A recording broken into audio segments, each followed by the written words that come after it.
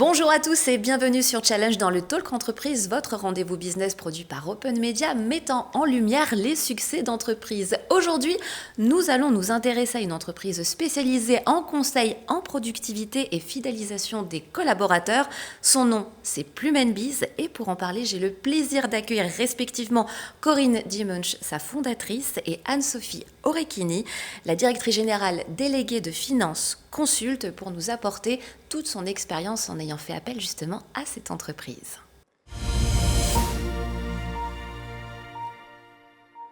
Bonjour à toutes les deux. Bonjour Claire. Bonjour Claire. Merci beaucoup d'être avec nous sur le plateau. Donc Anne-Sophie, bien évidemment, on parlera un petit peu plus de vous sur votre expérience, car en attendant, ma première question, c'est Plume & Biz, c'est un nom qui est très prime-sautier, très fleuri, presque printanier. Est-ce que vous pouvez nous expliquer pourquoi vous avez appelé votre entreprise ainsi ?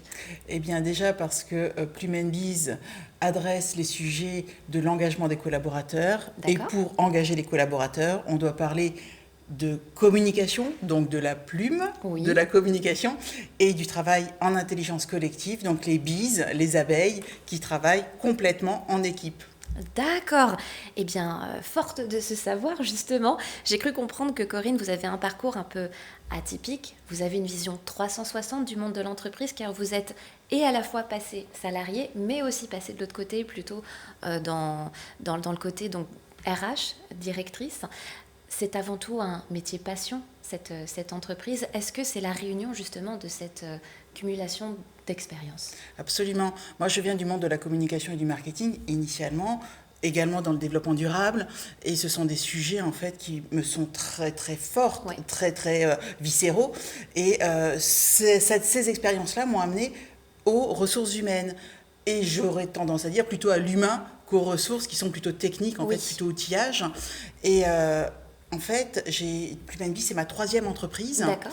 Et je voulais vraiment faire ce pourquoi je suis née, c'est-à-dire être utile aux autres, être utile aux entreprises, leur permettre d'atteindre les succès, la performance qu'elles méritent et que les dirigeants méritent aussi. Et donc du coup, c'est pour cela que j'ai créé Plume & Biz, pour adresser les sujets de performance des entreprises liés à l'humain. Concrètement, Corinne, comment ça se traduit ? Au quotidien, je Ouais. dirais, en règle générale, les dirigeants me contactent quand ils ont vraiment un enjeu ou une problématique ou un questionnement.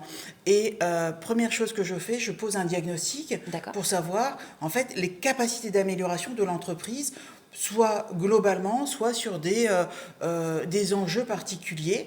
Je travaille tant avec les dirigeants ou les RH qu'avec les collaborateurs pour faire correspondre les contraintes et les besoins des directions avec les attentes des collaborateurs. Et une fois que l'on a mis ça sur la table, là, on peut engager des plans d'action qui soient cohérents, pertinents et qui amènent vraiment à répondre aux enjeux des entreprises.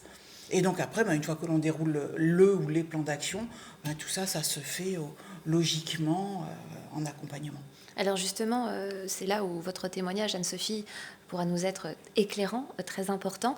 À quel moment dans votre entreprise vous avez fait appel au service de Corinne ?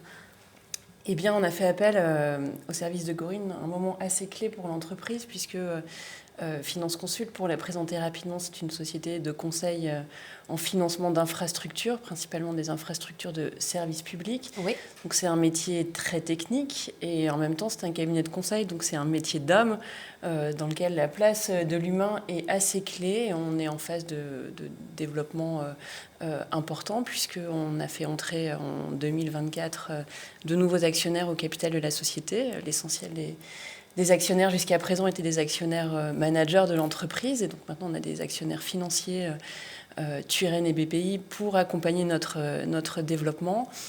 Et donc un point important de l'accompagnement de ce développement, c'était la capacité à donner de la perspective aux salariés pour leur carrière dans l'entreprise. D'accord. Puisque donc aujourd'hui, ces 40 collaborateurs sont essentiels à notre développement, et puis on a besoin d'en faire venir d'autres. Et donc on a besoin de pouvoir raconter l'histoire de l'entreprise, quel est son projet, et surtout quelle est la perspective de carrière offerte à chacun, quelles compétences on attend d'eux, quelles niveau de rémunération ils peuvent escompter en fonction de leur positionnement dans la carrière et dans l'évolution de leur grade. D'accord. Et donc c'est pour faire tout ce travail de construction du plan de carrière que j'ai fait appel au service de Corinne. Et donc concrètement, comment ça s'est passé? Vous vous êtes rencontrés, vous lui avez expliqué donc votre problématique, et donc ensuite, Corinne, vous êtes intervenue, j'imagine, avec une stratégie qui a été développée peut-être en plusieurs semaines. Là, l'enjeu aussi chez Finance Consult, c'était le délai. En fait, un délai très très court. D'accord. Et en fait, c'est ce que j'aime dans les entreprises. J'aime cet accompagnement qui me challenge aussi, en fait, hein, et qui m'oblige à donner le meilleur de moi-même.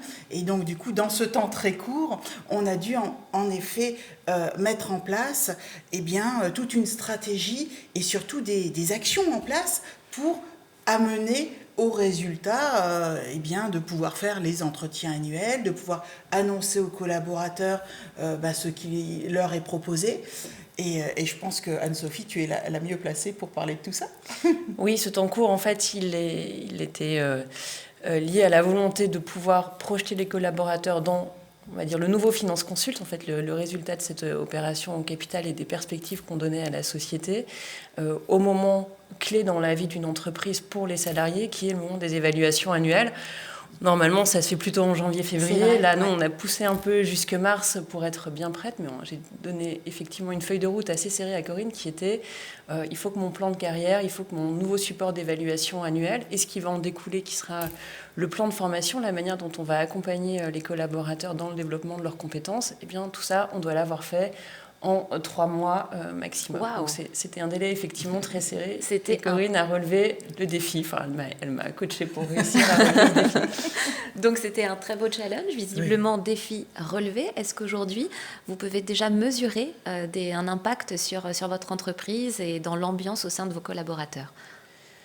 Tout à fait. Je pense que ça a été très apprécié par les salariés au moment des évaluations annuelles, de pouvoir leur proposer ce plan de carrière. On avait une demande des salariés qui sont confrontés au marché du travail, qui sont très demandés, qui ont des profils qui sont rares, donc qui sont très demandés par d'autres entreprises et qui donc ont besoin de se confronter, de comprendre quelles perspectives de carrière on leur offre par rapport à d'autres perspectives de carrière dans d'autres entreprises.